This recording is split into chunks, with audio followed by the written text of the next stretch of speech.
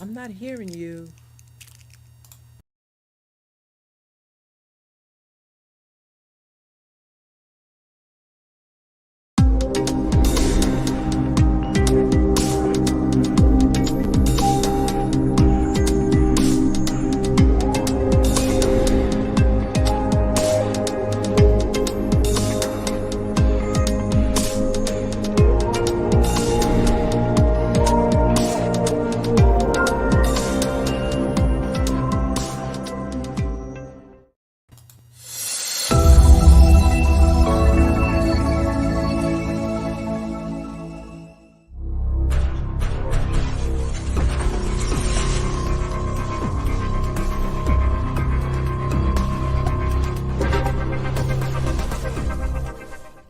New Thought Media Network.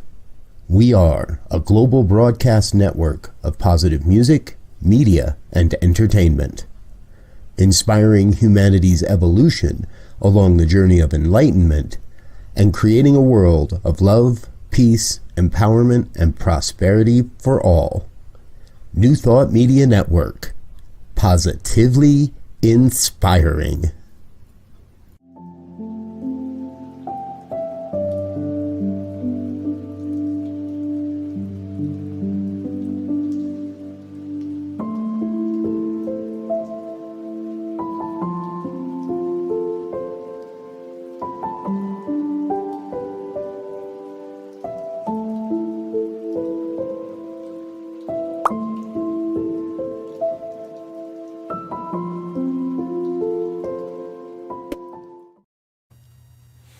It is the Practical Prayer Podcast Yeah. on New Thought Media Network. Bill and Carol. Right.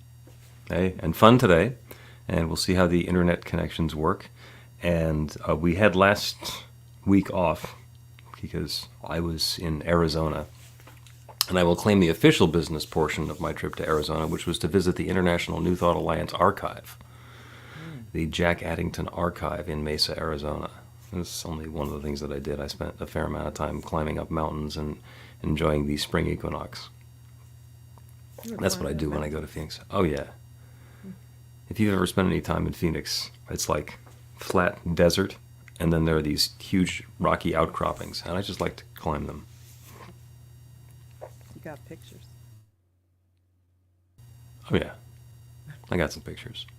I went up one of them on Monday at 2 in the afternoon because the equinox was at 2:24, so the top of the mountain, looking at stuff. And it's been raining a lot in Phoenix, so there were lots of wildflowers, so it felt springy even for the desert, and that was fun. Wow. I can't. I really want to see the pictures. Whenever. All right, I will get you some pictures. Whatever, whenever. There we go. So now, of course, it's seasonal, so I have like seasonal allergies, which are making me all goopy and everything else. Which exercising the mute button liberally during the podcast today. I can relate to that. Did you miss us last week? I did. It was different. I mean, I had some things to do, and I was like incredibly jammed and busy. But I thought usually this time I'm doing something else. Yeah. And we had a change in seasons, and we're going to be talking about change. Mm-hmm. Yes. So that all fits together. The usual comment that we like to make on the Practical Prayer Podcast live stream. This is the studio audience, so if you have a question or a comment or something that you would like to contribute, feel free to do that in the comment or the chat. There we go. We'll either respond here or we'll take it under advisement for next time. You can also go to bethelight.com, be-the-light.com, and there's a submit a comment, question, request, prayer request button there. And then we can take that and incorporate that into a future episode. A quick program note, Robert Brzezinski, who's the president of New Thought Media Network, will be on the Thought Leader Thursday on Anton, which is the affiliated New Thought Network, this Thursday at noon Eastern Time, 9 a.m. Pacific. And the guest interviewer, Dr. P.J. Stanley, will be me. So I will interview Robert. It should be completely non-serious for a large portion of it because both of us can be kind of goofy. But there's actually some good content in there as well. Nice. So, yeah, and that one happens live on Zoom. So you can go to anton.org, antn.org, and register for it and get in on the Zoom. It'll also be on YouTube, I think, later. Good. Lots of things going on. Yeah. Yeah. So I'm looking forward. Let's get into the podcast and talk about change. Unless there's something else we want to address in the pre-program here. I think we got it all. I think that you're standing there in the starting blocks, waiting for the gun to go off. This is a good one.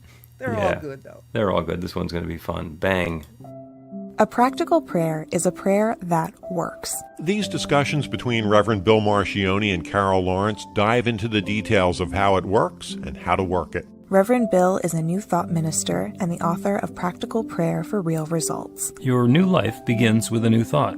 Carol Lawrence is on a spiritual quest, finding the New Thought teaching after decades on the pulpit in 3 different traditional denominations. I've got some questions. Together, they're exploring the philosophy and activities that come together from many of the world's religions to create the practical spirituality that is New Thought.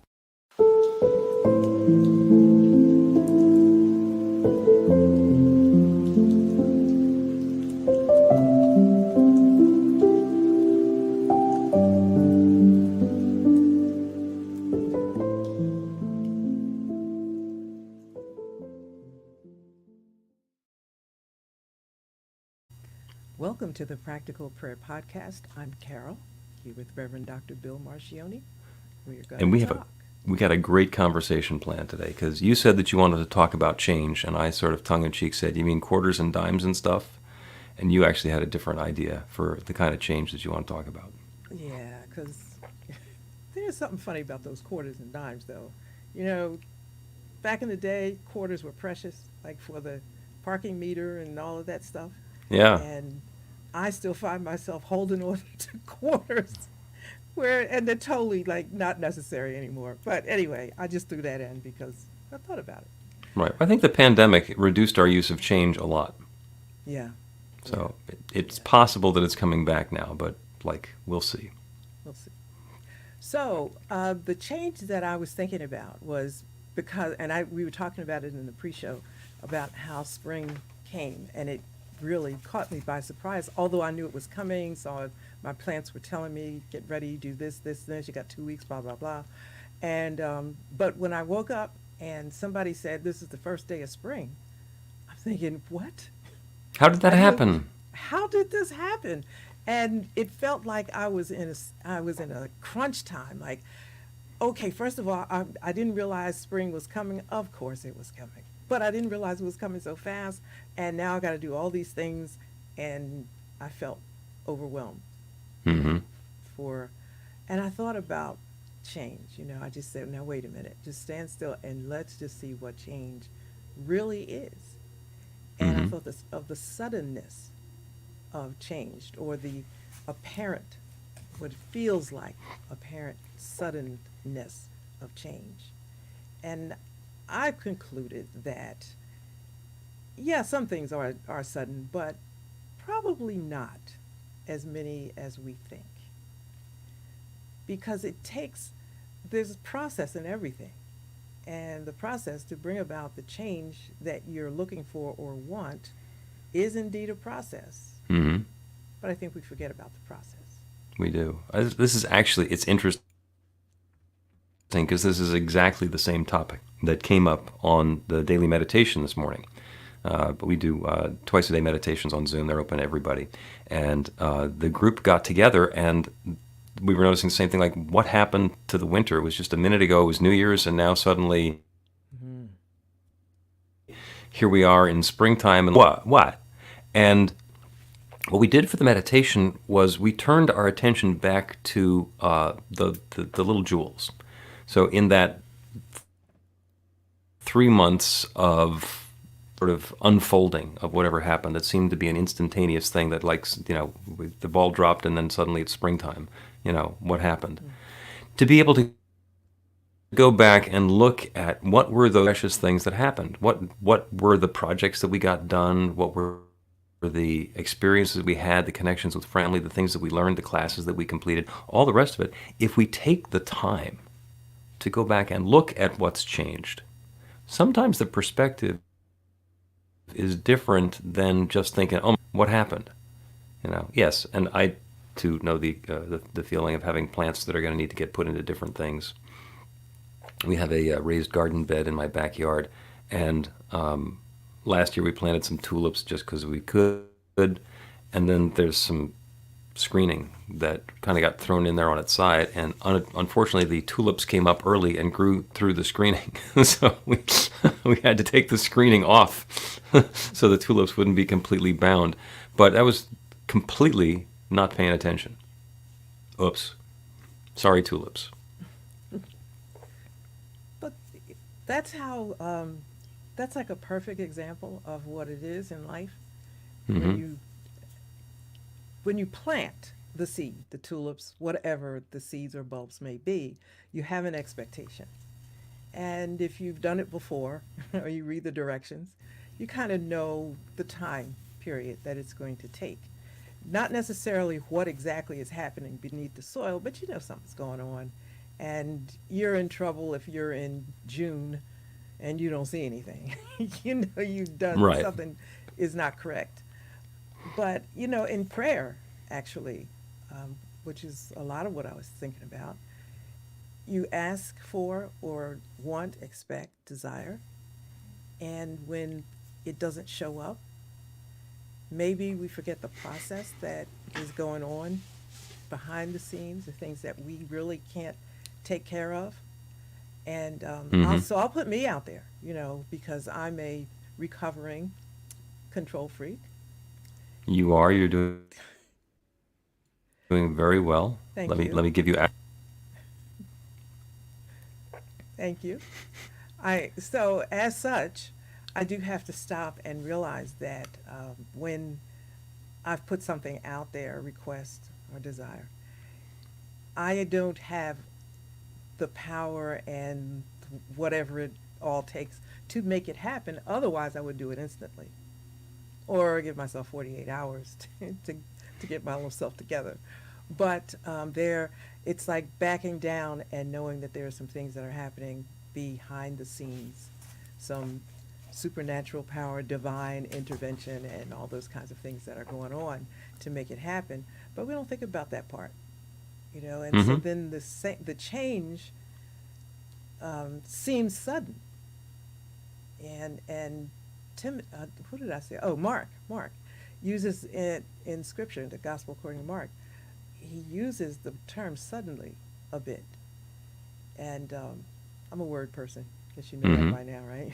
So Yep. I'm looking at the word, right? Suddenly, how often it appears. I said, what is this about this suddenly stuff? It's usually not sudden. Well, It's there's a lot of suddenly- stuff going on behind the scenes before it suddenly appears on the surface. Yes. So springtime in the Northeast is a great example of suddenly, because we have these forsythia bushes, which are lovely yellow flowers. They're really pretty. They're long, wispy sprays. And they're pretty for about 2 weeks a year, and for 8 months they're weeds, and then they go dormant. And suddenly, there's forsythia everywhere, and it looks really pretty. And it is only our jaded knowledge of what's going to happen once they turn green and become weeds for the next, until fall, that keeps us from really appreciating them. Talking about the garden and planting seeds is actually one of the metaphors that we use in classes when we're talking about the creative process and new thought. Because when we are creating some newness in our lives, what we're going to do is we're going to create a seed thought, an idea. This is the template or the prototype for what I want to have in my experience. And that's the seed. And in the same way that a tomato seed has everything required to grow into a tomato. And actually in the daffodil bulb is a little daffodil that's waiting to grow and turn into full form. So in that seed thought that we're coming up with, the intention that we have for the experience or the situation or the circumstance that we're desiring, it's all in there. All the potential for that good is in there.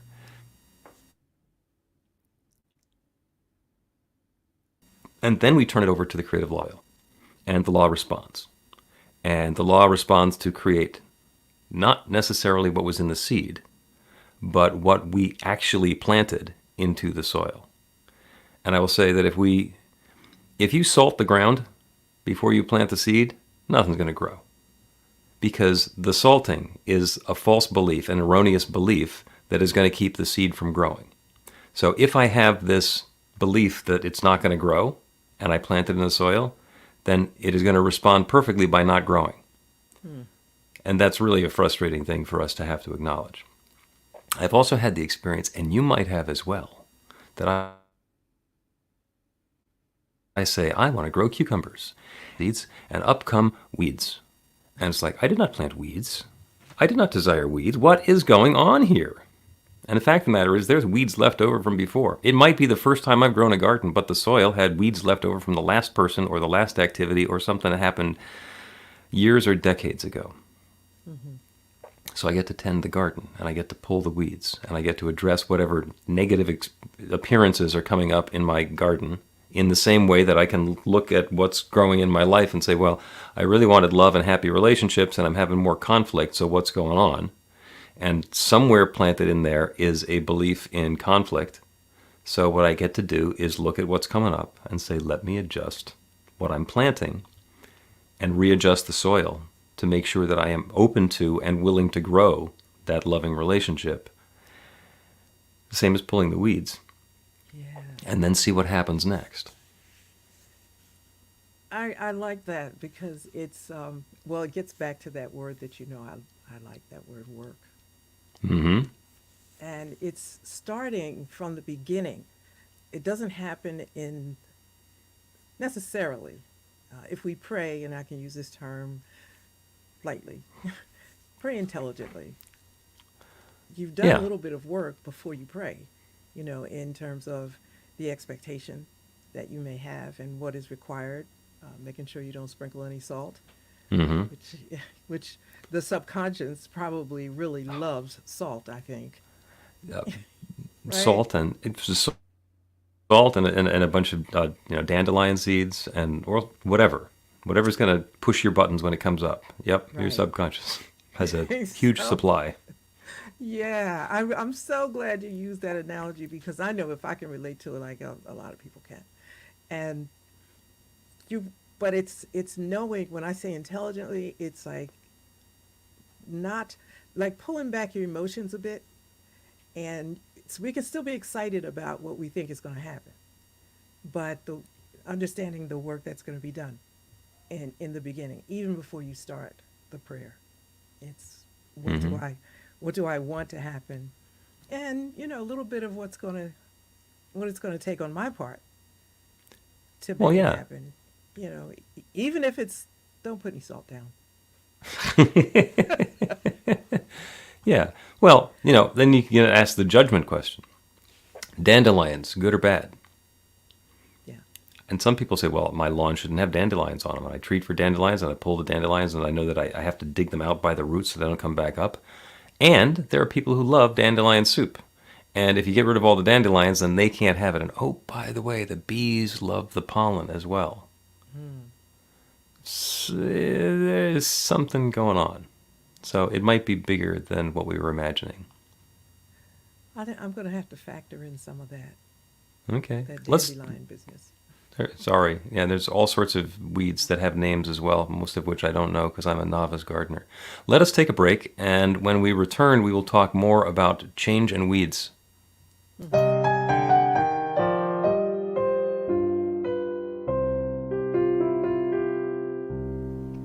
Are you ready to get results? Now, that's not a rhetorical question. Are you ready to get results? RUR2GR. That's actually the abbreviation for the steps in a practical prayer. Recognition, unification, realization, gratitude, and release, with a couple of extra steps in there in case some doubt creeps in along the way. RUR2GR. This class is about the prayer technique that's common to all of the spiritual practices and religions in the most effective prayers that they have.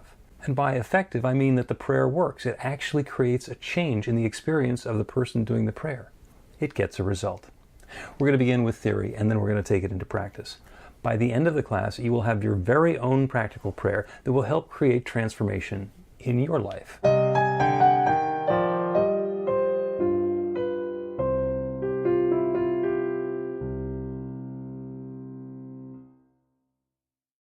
Welcome back to the Practical Prayer Podcast. I'm Carol, here with Reverend Dr. Bill Marchiony. We're talking about change. Change. And things change. Things become different than they had been. And we're talking about intentional change and unintentional change, because according to the New Thought philosophy, we're always creating our experience. We are always creating what's happening next in our lives. And sometimes it's exactly what we want to have. And it is a delightful experience, and it is the prayers working, and everybody is delirious. And sometimes what we create in our lives is stuff that is like completely unsatisfactory. Like when we plant the tomatoes and the cucumbers and the zucchini, and up come the weeds and more weeds and more weeds. And then there's work, as you say, to be done in order to get rid of the weeds just to make room for the zucchini.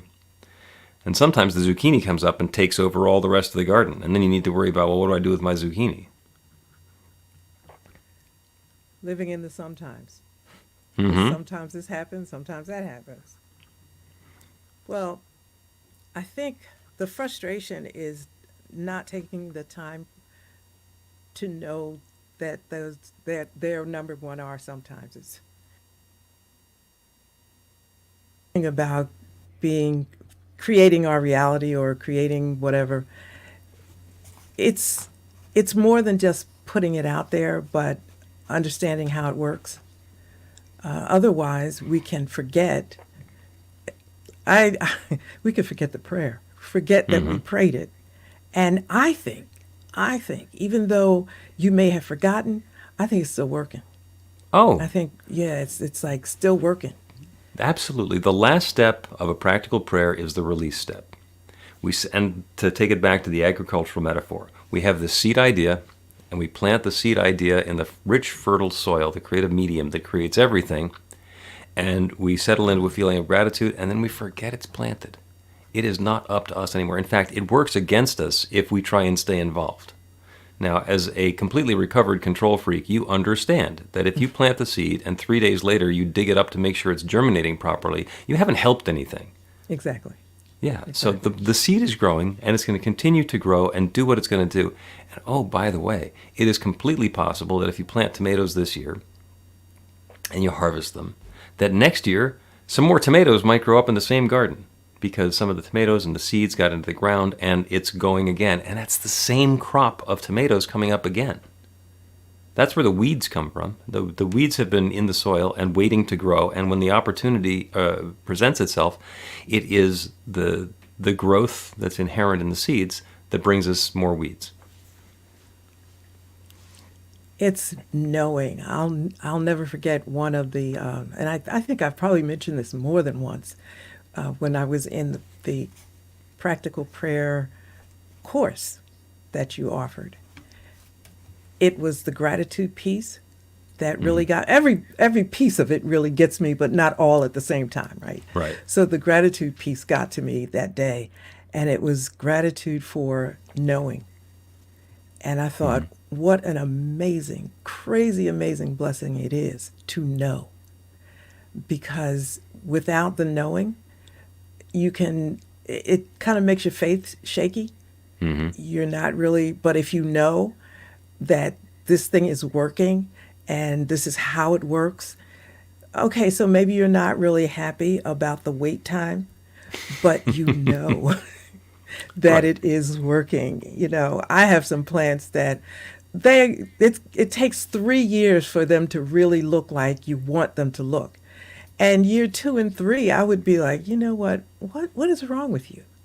But then I know that in that 3rd year, it's going to be crazy beautiful. And so it's wonderful, the knowing piece of it. But it does take a bit of work to say, okay, so what's going on here? And I've learned a little bit about gardening. I know a lot about prayer and practical prayer and how the metaphorical part of it works of planting an idea and growing new experience. I've been learning about plants. And one of the things that I learned, I think last year, as part of the Sunday celebration for the spring equinox, I said, let's plant. Let's plant some actual seeds. So I went and I got some flower pots, and I got some potting soil, and I got some sunflower seeds, and I planted them. And I got a grow light, and the sunflowers started coming up, and it was awesome. But it was too cold to plant them outside, because you shouldn't start sunflowers on the equinox. You really need to wait a little bit because they go really, really fast. So by the time it was warm enough outside for the sunflowers to be outside, they were too tall, and they had outgrown the pots that they were in, and it just was not a working thing. And I wound up having to plant other sunflowers, which didn't grow to their full height because the timing wasn't right. It's about understanding how the pieces are going to fit together harmoniously so that we can be involved in the creative process and plant something into that rich, fertile soil in a way that it can grow. Yes. We had a wonderful idea to grow Brussels sprouts. Brussels sprouts grow over the winter. So it's not a good idea to plant them in the springtime because it's just not going to work. So that's a piece of knowledge that if I decided that I wanted to plant Brussels sprouts and I did it at the wrong time of year, the result that I'm going to get is no Brussels sprouts. Which unfortunately is exactly the idea that I'm putting into motion, even though I don't know that. That's the really cool part of this, because we are participants. And of course, I kind of like the term co-creator, co-creating, because it means I have a part to play in this. And knowing what part that is really good. Like, I think about what part I need to play. And since the universe is all put together quite perfectly, and God is quite able, then if the thing screws up, it's probably me. Okay, it's probably something that I either had some salt on the soil or dug around in it too much. And that's kind of nice too, because you get a do-over. You know, Yeah. maybe not exactly that one thing, but you get to do it over again. Right. And it's not that we did it wrong. We just did it in a way that did not generate the result that we were looking for. So if I salt the garden instead of fertilize the garden and then plant the seeds, the result that I'm going to get is the seeds not growing, because it doesn't matter what my intention is when I put the salt on there. If it's something that's not going to be helpful to the process, then what I'm putting in, and that's subconsciously. I think I'm doing something helpful, and in fact, there's something in there that's not going to work, that's not going to be helpful. So I can blame the salt, I can blame the soil, I can blame the seeds, myself, or I can look at the entire cycle that I've gone through and say, let me do this differently next time. Let me not salt the ground before I plant the seeds. And the law will continue to respond, and then the next time out, there's a full crop. And oh, by the way, nothing wrong with the word wrong. You know, I mean, based on the result that I'm desiring, I want, if I put salt on it, it was wrong. I can say it any way I want, and correct. not do it again. If you put salt on it and you wanted the seeds to grow, there was Right. something wrong there. Now, it might have Yes. been that there was something wrong with putting the salt down. It might have been that once you put salt down, you should put the seeds someplace else. There are lots of different possibilities, but for that combination, that I'll give you. It was wrong to think that you're going to get a different result than you got when you got it. Yeah, I think, because The reason I don't like using wrong is because there's so much judgment. Yeah, but you know what? We're grown-ups, right? We could people gotta be able to handle, what's right or wrong. It didn't work in this scenario, so we get to try it again. But you made a mistake here. No big deal. You're not going to hell, or nothing's going to really happen to you. The soil police aren't going to come after you. You just did it wrong this time. Okay. Don't do that again. Yep. I sometimes like to be gentler with the language, especially when I'm working with other people, because they hear wrong and suddenly they batten down the hatches and circle the wagons and get defensive. They'll be That's okay. theirs. That's They'll be all theirs. right. Yeah, Because you know why they'd be all right? Because you love them. And people know when you love them. And when they... Okay. So, like I would I called my kids creeps, when they were little. And people would just like freak out. You shouldn't do that. It's giving them a complex. Listen, they're the cutest, sweetest, smartest little creeps in the world, but they are little creeps and they are okay with that. And now they're in their 30s and they talk about it and we laugh. Like, when you love people, they trust you. You'll be okay. Yeah. You did it wrong. Don't do that again. That's all right. Okay. Divine, perfect expressions of God's infinite love, looking like creeps. There you go. Maybe acting like creeps. Maybe perfectly playing the role of creeps. But Let us take a break, and I know. We love them, right? You love them. You love them. That makes the you love 'em, and difference, they act like though, in them creeps. everything. Yeah. Well, it all comes down to love. That's a whole other show.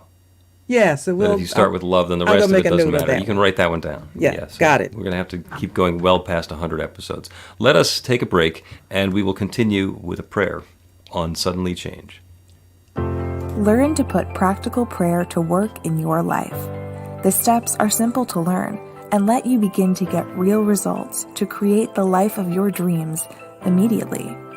Reverend Bill Marchiony's widely acclaimed book, Practical Prayer for Real Results, gives you a clear summary of the New Thought principles behind practical prayer and the series of easy-to-understand steps found in the most effective prayers from religions and spiritual practices all over the world and throughout history. Practical prayer is not a replacement for your religion or practice. It's a technique to make the work you do in consciousness even more effective. The book includes 40 prayers on various topics that you can adapt as needed and use as your own. Practical Prayer for Real Results is available in paperback, Kindle, and audiobook on Amazon or at b-the-light.com. That's b-the-light.com. Welcome back to the Practical Prayer Podcast. I'm Carol, here with Reverend Dr. Bill Marchiony. We've been talking about change. We've been talking about change, and we've been talking about suddenly change, and it cues up an absolutely wonderful prayer. There was a notion that I had come up with when I was driving through Vermont. There was a lot of corn growing in Vermont this particular August. And the corn is like 6 or 8 feet tall, and it's everywhere. And I've also driven through the same areas in Vermont in the wintertime and the early spring, and the fields are completely flat and bare. And the change that happens when the corn appears is completely dramatic. And the corn does not appear suddenly. I mean, in the grand scheme of things, it does. You plant the seeds, and in a matter of weeks and months, you've got corn, and then you've got a lot of corn, and you've got really tall corn. But it doesn't work like fireworks. Okay, with fireworks, you take the skyrocket, and you light the fuse, and then suddenly there's this huge blossom in the sky. And isn't it good that corn doesn't work the same way? Because there would be lots of farm injuries. Of people being impaled by their corn as it grew up within seconds of the seed being planted. So, with that in mind, let's understand that the change that happens, even when it's happening suddenly for us, there's a process that's involved.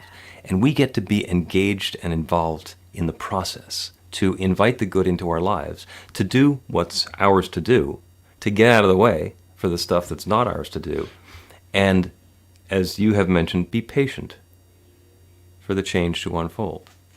When we're impatient and we try and dig up the corn before it's germinated, it's not going to help the corn, it's not going to help us, it's not going to accomplish what we thought we were accomplishing, which was getting corn.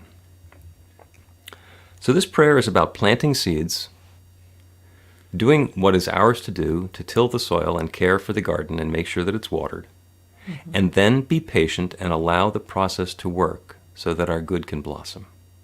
And the same process works regardless of what it is that we're trying to create in our lives. It works for our loving relationships. It works in our finances and our experiences of prosperity, the creativity, the things that we're doing to share our skills and talents and gifts with the world.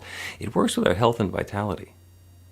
Our natural state is health and comfort, and so there are things that we can do to bring ourselves back into alignment and to allow that natural state to reassert itself rather than spending all of our time focusing on the problems.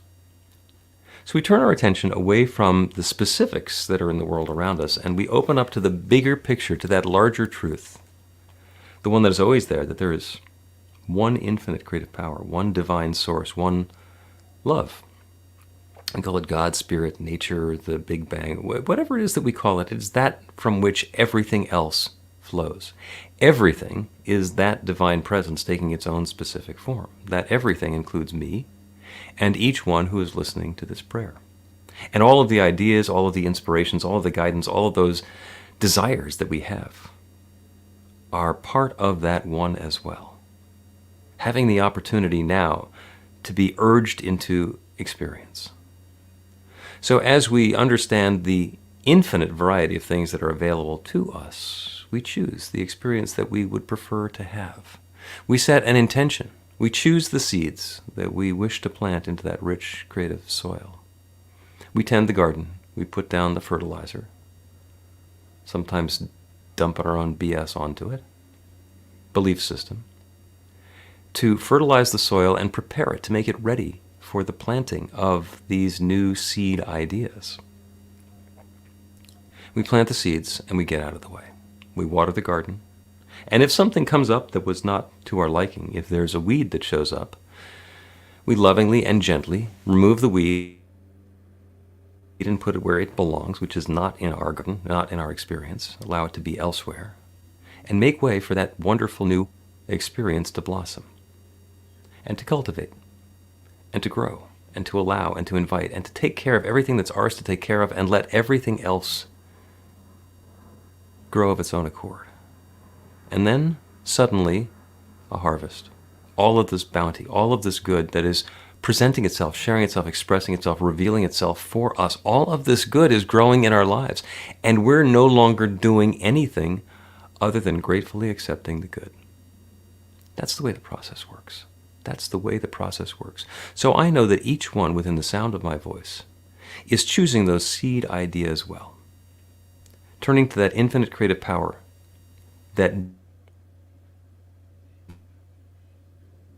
germinates all of the seed into that creative soil, allowing the infinite to do what it does. Taking care to do our part. Standing back in gratitude for the good, for the bounty, for the harvest that's coming into our experience. Knowing that that is love unfolding. So with gratitude for all of this good, different for each of us, because each one has a different seed idea, a different seed thought, a different notion, a different desire. The process is the same. The soil is responding. The good is coming into our lives. And I'm so grateful for it. And so with gratitude for this good, I speak this word and I release it into that creative law. I plant this seed for this goodness. And I let it go. And I know without any question that the good is unfolding. And so I let it be. And so it is.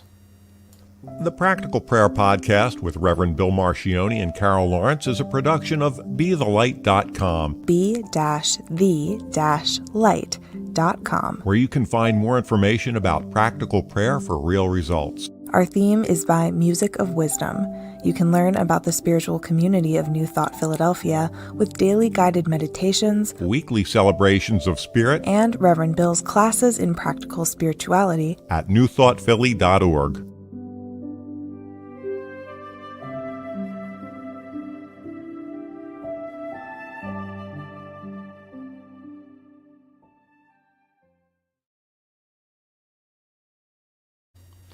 And that, as we say in podcast land, is a wrap of the Practical Prayer Podcast for now. Yeah, it was good. I want to do a quick shout out for Michelle D'Ambrosio, who is in Florida, used to live right over there. And so she's listening, says we're doing the work of light and magic. Thank you, Michelle. Hi, Michelle. And, good to have you here. Yeah, and that was fun. The thing about these talks that we have, we never finish. Of course not. Like you have to, it takes like way more than one broadcast or podcast to flush it all out. Well, we can go into depth on any topic, but the fact of the matter is we're talking about the infinite. So we're not actually going to run out of things to say about it because it's infinite. And when I was thinking about the subject, I said, he's going to say, there's only one thing we're talking about here. I said, but it seems to me like it's just so many subtopics, I guess. So many facets. And it's just a lot. Yeah, there's a lot. There's so much richness. And, I mean, the process is really simple. I can teach somebody the steps of practical prayer. I mean, you can read the book and get them. We do the practical prayer class or workshop. It's 4 or 5 hours. And you can really get a notion for it. But then it can be a lifetime of fine-tuning it. There are people, myself included, who have gone through decades working on a prayer and then realized, this is what I believe. That's why that's coming up. And then suddenly something's different. Well, I'm glad you said that, because the first time I took the class, I said, okay, I got through the class, and it was in the middle of the course that I was taking with you at the time. Mm-hmm. And I thought, okay, so don't think you got it. Like, you didn't get it, the whole thing. But that's cool, because this is in the midst of everything else. And so maybe you missed a whole lot. You can just go back and pick up what you missed. Well, that was feels almost like a lifetime ago, but it wasn't. That was 2 years ago, yep. And so I'm still picking up. And that will continue. I'm still picking up as well. So. But I do want to say this, though. Okay. Prayers manifestations, desires do happen, even though it's changing. You're still picking it up. Don't be discouraged and think like nothing's going to happen till you get it. Years and years and years in. Now, some things still happen. Right? Oh, my favorite group to teach the prayer technique with is teenagers, because their disbelief is really, really shallow. And once they learn the technique and they set an intention and they invite something into their lives, and boom, it shows up. Boom, again and again and again. And then they grow up a little bit, and then they start second guessing it and start wondering, and oh, by the way, they've already created a lot of good in their life. So the next incremental change is not going to be nearly as big as the first one that you got. So you think, well, I don't know if this is worth it. I don't know if it's working. And sometimes they get jaded and disillusioned. But beginners are great.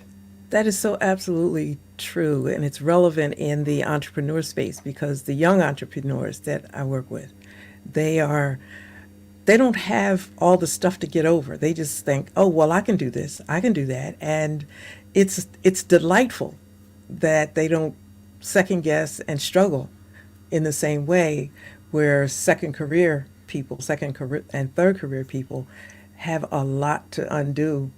And sometimes they can, and sometimes they can't. Yep. But these little young folks, they got it. They're killing the game, as they say.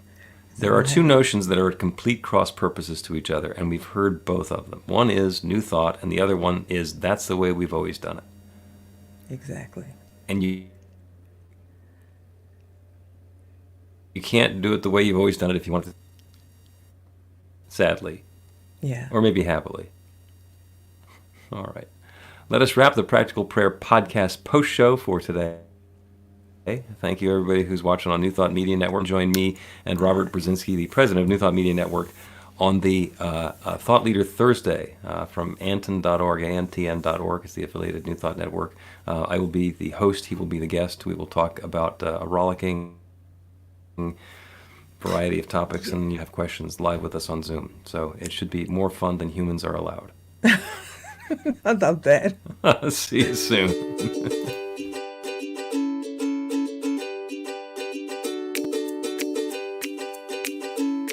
Thank you, Center for Spiritual Living Denver, for your continued support. Thank you, Center for Spiritual Living Midtown Atlanta, for your monthly contribution. Thank you, Center for Spiritual Living North Jersey, for your monthly contribution. And please help us welcome Om Center for Spiritual Living in La Mesa, California. Thank you for your monthly donation. Thank you, Center for Spiritual Living Seattle, for your most generous donation. And a special thanks To Hefferlin Foundation for your generous technology grant.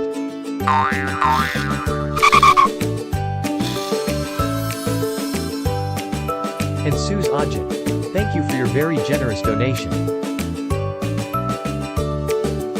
And a super special thank you to Dr. Tracy Brown, RSCP. Thanks for being a super donor. And a big shout out to all our committed donors.